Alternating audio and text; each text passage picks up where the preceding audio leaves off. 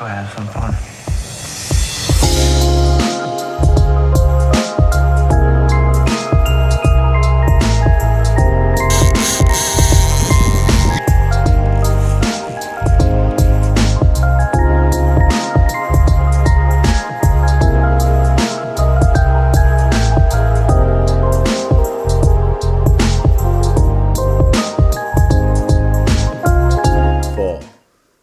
This is my favorite time of the year.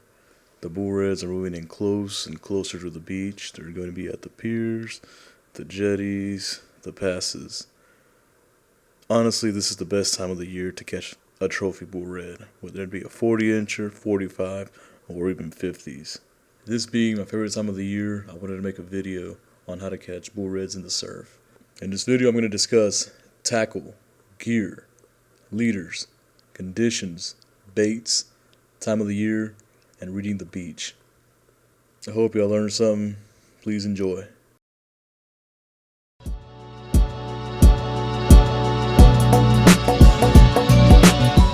One of the most important conditions and aspects of surf fishing for bull reds is wind. There's 3 different types of winds. There's a southeast wind, south wind, and an east wind. Those 3 different types of winds are what's going to bring bull reds into the surf.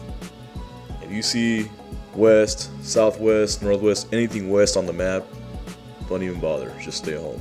South and southeast winds are your average winds. They bring in a steady amount of bull reds in the surf. Depending on the wind mileage, that's what's going to tell you when to go out there. If you see like a strong 10 to 20 knot southeast wind, go out there. The surf's going to be rough. That's what they like. Fish an incoming tide. If you fish an incoming tide, you can fish a lot closer. If you fish an outgoing tide, I suggest to get on one of the bars and cast way past the second guts. I like to fish incoming tides. Now, the optimal winds for surf fishing for these bull reds are east winds. East winds are hard and heavy. They bring up the tides. The water is super big. It's rough, and bull reds like rough water. Whenever you see an east wind out there, you need to get out there. And if you tie that with a full moon at night, around midnight or so, that's when I've had the most luck. Jeez, you're gonna be catching all night. And believe it or not, the biggest redfish I've caught was on an east wind, rough east wind, full moon, and I landed a 50-inch bull red. Another thing that's really important that's not really talked about is barometric pressure. Fish tend to eat when the barometric pressure rises quickly or drops quickly. And most importantly, what makes the bulls run is the first cold front of the fall.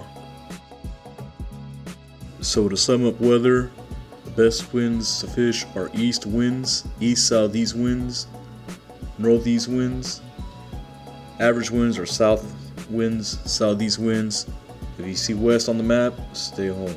North winds, okay. Remember, barometric pressure is also very important. Quick spikes, quick drops in pressure. Ultimately, in my opinion, the best conditions to fish are a hard east wind on a full moon with rising pressure on a high tide. That is, to me, in my opinion, is the ideal conditions for bull reds. So after finding the perfect beach conditions, you got to get strategic. You got to read the beach next. Reading the beach, knowing how to read the beach is one of the most important aspects of surf fishing as well. You gotta know where to cast. You want to cast past sandbars, cast into guts, through the cuts, into holes, all kinds of different locations to be successful. The fish have different places to hang out at. This is what we're about to learn right now. Gulf Coast beaches have a lot of structure. There's first, second, and third sandbars. There's guts. There's also a wade gut that you can cast into for bait. So here's the first gut right here, or what they call the wade gut. Here's where you get most of your bait: mullet, whiting, sand trout, shad here and there, and other things. On a really high tide, bull reds will be running through the wade gut. Specifically during east winds where the tides are extremely high, there will be plenty of reds swimming through that wade gut. So after the weight gut, here's another apparent structure, the first sandbar. The first sandbar, I use it to cast into the next gut. Most of the time when you're fishing with lures in this area, there's a lot of redfish and trout that are hugging the edge of the sandbar. Most of the time when the tide is really high, I like to get it on the first sandbar and cast past into the second gut, which is past the second sandbar. Alright, let's move forward with the next structure, the second sandbar. The second sandbar is relatively hard to access. You have to know how to swim, and most importantly, you have to wear a PFD to get to this bar. That gut after the first sandbar can be up to 6 feet deep. On an east wind, it's probably 8 feet deep. Big bull reds run after the second sandbar. I'm talking about like 40 and up bull reds. So basically, the way to fish sandbars depends on your tides. Low tide, you can get past the second bar. On a very high tides, weight gut, first gut. Now beyond the second bar is the third bar. It's not worth it to get out there. That's beyond the breakers right there. You can't stand on that bar. You gotta be like 7 feet tall. It's really deep. And it's just don't do it. Don't do it.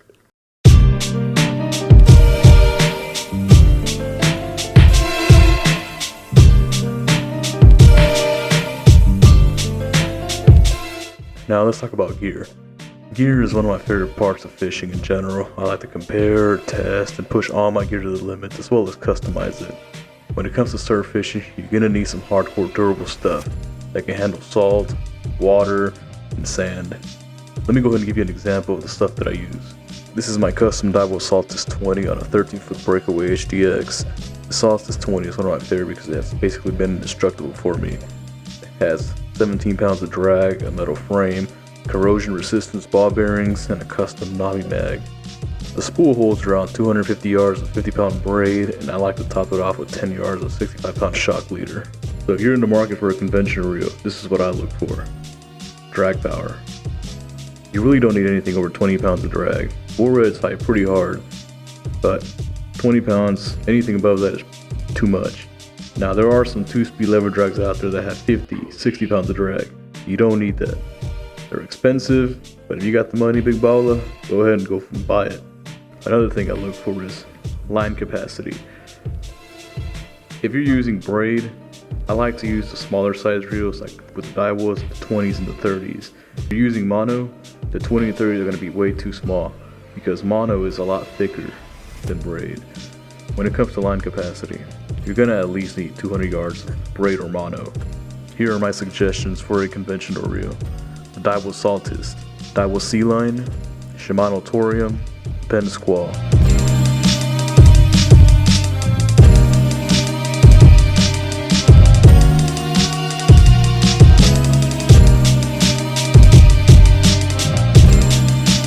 When it comes to surf fishing, I like using all kinds of tackle, including spinning reels. I mainly like spinning reels because of their ease of use and they're really simple to cast. I use spinning setups for lures and also medium class surf setups. Here's what I look for in a spinning reel. One of the most important things I look for in a spinning reel is it's sealed. The main reason you need a sealed reel is because of the rigorous task you're going to put that in a spinning reel through. It's going to go through some harsh elements, sand, salt water, and big fish. Here's a list of common sealed reels. The Penn Spinfisher Longcast 7500, the Daiwa Black Gold, the Shimano Spheros, the Daiwa Ballistic EX, and also the Tsunami Shield. The Tsunami Shield is definitely going to give the Spinfisher and the BG Daiwa a run for their money. Another thing I look for in a reel is gear ratio. For soaking bait, I look for lower ratio for more torque. Higher ratio, less torque. Drag, of course, no less than 10 pounds. A metal frame for durability and line capacity. Like I said before, at least 200 yards.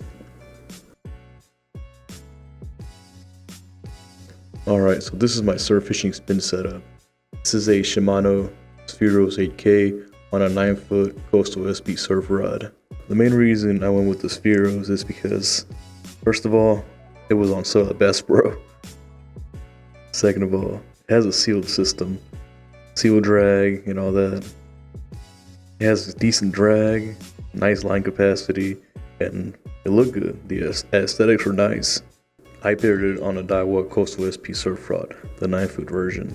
I went with that rod because it was light and it has a lot of high-end components for only 150 bucks. It hasn't let me down. It's been able to reel in some big bull reds, 40s and 45s all day. The other reason I went with the Daiwa Coastal SP surf rod is because it has tangle-free guides. It is very important that you get these guides so you prevent wind knots. The next part when it comes to fishing gear are rods. Rods are a lot easier to select. Basically, you go with an 8-foot up to a 13-foot surf rod. If you're going to be doing some light surf fishing, I go with a 9-foot rod, something that can cast at least 5 ounces. If you're going hardcore, I'd go with a 12 or 13 footer. It all really depends what you're fishing for and how many ounces you're casting out. Alright, next up is line. When you're surf fishing, you need to use thicker line due to the abrasion from the sandbars. All the wave action going back and forth will definitely tear up your lines on the long run. I personally prefer braid over mono. The reason why is because, like I said, I like smaller reels. Braid is thinner, gives me more capacity on my reels. When I fish with braid, I like to use 30-pound on my light surf fishing setups, specifically on my spinning setups. I use 50-pound braid for my bigger conventional reels, such as my Daiwa Saltist 20, the 30, my Accio 757. On my bigger reels, I use 65-pound braid. When you fish with mono, people typically fish 17 to 30-pound test. Like I've said before, if you're going to be fishing the smaller conventional reels, you're going to have to use 17-pound mono. If you're using braid, you can use whatever size you want, except for 65, which is pretty thick. Now also, on my conventional reels, I use a shock leader. I use 50-pound shock leader or 65 pounds. On my smaller setups, on the Saltist 20 and 30, I use 50-pound Suffolk Superior. On my spinning setups, I don't use a shock leader. I don't feel like it's necessary on my spinning setups because they're a medium class surf fishing setup. When it comes to leaders, I use 3 different types of leaders. I use your standard fish finder rig, I use a Carolina style short drum rig, and I also use your standard Walmart double drop rig. Now, the most popular surf fishing rig is the fish finder rig. Everybody uses it. It's easy to make, it's readily available, most tackle stores sell them. I like to use a 10-aught Demon circle hook on the other end.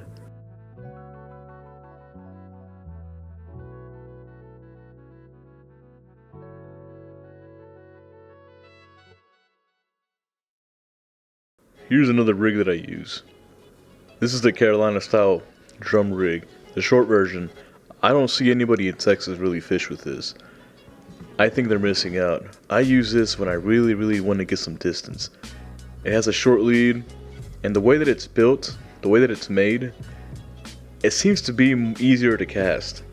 The way that I build this is basically a 10-aught Demon circle hook on the end, attached with a Palomar knot to around 3 inches of fluorocarbon. I use fluorocarbon because it's invisible. You can barely see it in this picture. That's right, the fish can't see it either. Then I attach it to a swivel. This is a minimalist rig. It requires very little hardware, less than other rigs. Trust me, less hardware is good. Using less hardware will equal more hookups. You don't need to be using all this stuff. The fish can see all your hardware. Whether you're using purple, pink, whatever color beads, they can see it. And plus, who are you trying to impress? You trying to catch fish, or are you trying to impress your buddies? Which one? Fish or buddies? Now, when it comes to weights, this is a relatively simple concept. If you have a hardcore current, you want to use a heavier spider weight. 6, 7, 8 ounces. Depends on your rod also. If you're using a hardcore surf setup, something that can handle 8 in bait, 8 to 12 ounces, then you would have to cast out a big weight, spider weight preferably. They hold down better into the sand. They don't sit there and move here and there with the current. On days where there's hardly any current, you're all good with a pyramid weight. 3 to 8 ounces, whichever you like to use. Alright, let's talk about bait. Bait is one of the next critical elements when it comes to surf fishing. I use 4 different types of bait: mullet, shad, sand trout, and whiting. There's other baits you could use: crab, croaker, pinfish. I don't use those baits as much because they catch other fish that I'm trying to weed out when I'm fishing for bull reds. Alright, let's talk about mullet. Mullet is easily and readily throughout the surf. You can also buy it at almost every single bait store. It's easy to get. You cast at any single body of water, you're probably going to catch some mullet. Mullet is most abundant late summer, early fall when you're fishing for bull reds. When it comes to later in the fall and the winter, mullet is not easily available. It's not really good bait to use during these seasons. Alright, let's talk about shad. Shad is almost everyone's favorite bait. Unfortunately, it's not so easy to access. It's quite a rare commodity to be able to catch this out in the wild. Most of the time you have to buy it. Not only is shad great bait, it's also really good to eat. Quite the delicacy. Shad is excellent bait during the summer and fall and late fall seasons when fishing for bull reds. Unfortunately, it doesn't last very long on a hook. So many other fish like to eat it. When you cast it out, you could lose it. When I fish with shad, I usually just cast the whole thing out. If I'm being shysty and cheap, I'll cut it in half. Up next is sand trout. Trout is actually my favorite bait to use to fish for bull reds. You cannot get it at the bait store. The bait store does not want you to know about this bait. When used alive, it is extremely panicky. It tries to swim away from your hook, which then gives the redfish a reactionary strike because it's wounded. When fishing for sand trout for bait, you have to catch them on lures. Any lure that you use to catch speckled trout with will work, depending on the water conditions and the colors and clarity and all that good stuff. I think sand trout is the best bait to fish for bull reds in the summer and fall. Not so great in the winter because they are scarce throughout the surf. Always fish sand trout whole and alive right after catching. If you cannot fish it alive, fresh dead works good. Whiting is my next favorite bait. Whiting is absolutely the best bait to use during the winter months. They're all over the surf, they're easy to catch, and if you wanted to cook one, you can also eat them. Like I said before, redfish eat what's most abundant in the surf. And during these cold months, that's what's in the surf. Big whiting, tons of it. With whiting, I find myself fishing more as cut bait rather than whole live bait because when you catch a whiting, they're either too small or they're really big. I usually start to fish with whiting in late November all the way until February. As long as the bull red's around, they're gonna eat whiting. Whiting are quite easy to catch. Basically, like one of my previous videos, the way to catch whiting would be with a small pink piece of fish bites and a double drop rig and small hooks. Just basically cast that into one of the guts. Within a couple minutes you'll have 1 or 2 whiting on there. Well, it's pretty big. It's not like so big, but like I said, I was over exaggerating. So to sum up bait, mullet, sand trout, and shad are great bait from summer all the way up to late fall. Once you hit winter, you start getting 40-degree temperatures, the water temperature drops below 70, then whiting becomes important and very abundant in the surf, and that's what you're going to use to catch bull reds during the winter.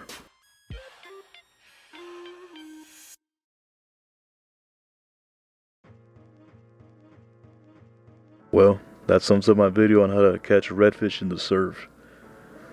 Like, comment, subscribe, and let me know in the comments how you fish for redfish.